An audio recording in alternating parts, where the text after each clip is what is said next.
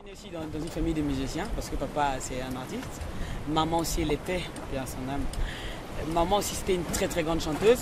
Et donc elle disait tout le temps, parce qu'elle avait commencé par la musique dès l'âge de 13 ans, elle chantait déjà.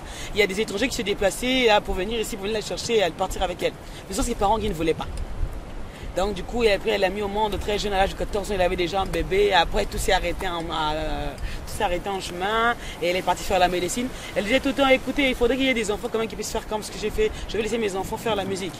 Mais moi, particulièrement, c'est ma grande sœur qui m'avait poussé à chanter parce qu'au début, c'était juste de la guitare. C'était pas vraiment un chant apprécié et tout ça. Je chantais, mais c'était pas vraiment ça. Ce qui m'a poussé à vraiment me mettre là-dedans, à m'y mettre dans la musique, c'est ma grande sœur parce que quand elle chantait, je me dirais non, c'était compliqué. Tout le monde appréciait ma grande sœur. Mais tiens, pourquoi moi je n'arrive pas à chanter comme elle? Je me dis, chaque chose, dans chaque chose, quand on a de la volonté, quand on veut, on peut. Donc si tu veux, écoute beaucoup, ça va transformer ton oreille et tu verras que ta voix changera au fur et à mesure. J'ai dit, tiens papa, tu vas me coacher. Et c'est comme ça qu'on a travaillé avec papa et voilà. J'ai écouté beaucoup Lady C, Whitney Houston, Céline Dion, Myriam Makeba, Yvonne Chaka Chaka. En tout cas, j'ai écouté tout le monde. Et j'aimais bien aussi Jacques Lobello. Donc j'ai fait un peu de tout. Et puis je me suis dit, je me sens mieux quand je suis sur scène. Vraiment, je me sens mieux quand je suis sur scène. Et papa a dit, écoute, ça sert même pas d'aller faire ton temps au lycée là. Va à l'école de musique parce que je serai avec toi. Quand tu es dans la musique, tu es toujours concentré.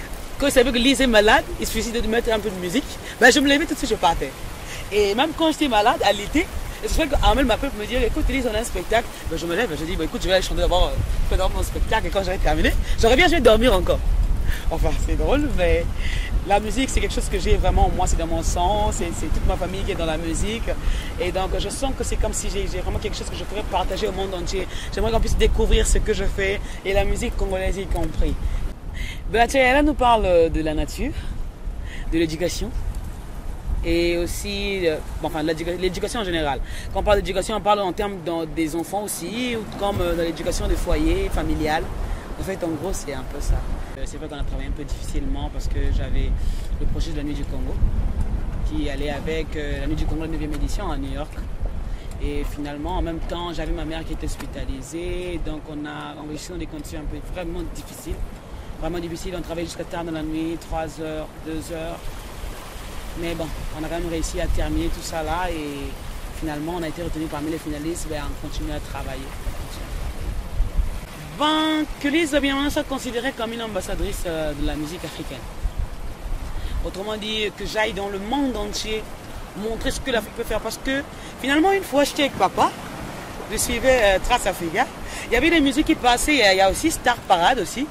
Il y a des musiques camerounaises qui passaient, après les musiques togolaises. Je dis papa, mais tiens, en fait, quand on écoute cette musique-là, on dirait que c'est un rythme de chez nous là. Papa il dit, en fait, en Afrique, presque tout le monde rythme de la même manière. Il y a certaines personnes qui disent que les Africains ils dansent tous de la même manière. Donc je me dis que l'Afrique, nous vivons tous presque au même rythme en fait. Donc être ambassadrice de l'Afrique entière, d'aller présenter la musique africaine dans le monde entier, c'est ça le rêve de Lise Abinamana. Et aussi soutenir les orphelins surtout les orphelins. Déjà, moi, je suis une orpheline de mère maintenant. Et parce que depuis mon enfance, je ne supportais pas voir les enfants souffrir. En fait. Ça me touchait beaucoup, beaucoup, beaucoup. Une mère, c'est tout. C'est tout dans la vie. Elle est irremplaçable, en fait. Elle est irremplaçable.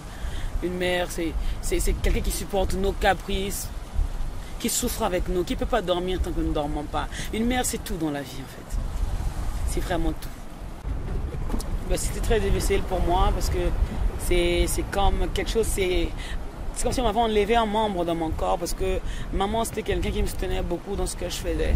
Et elle avait tout le temps dit, écoute, tu laisses tes affaires, ok, va à ton concert, vas-y, fais ceci. Et maintenant elle n'est plus. Ça fait très très mal, je t'assure. Encore moi je l'ai perdu à l'âge de 22 ans, 23 ans. 23 ans, pardon. 23 ans. Mais les autres ils perdent leurs parents parfois à 5 ans. 2 ans, mais c'est vraiment la misère quoi.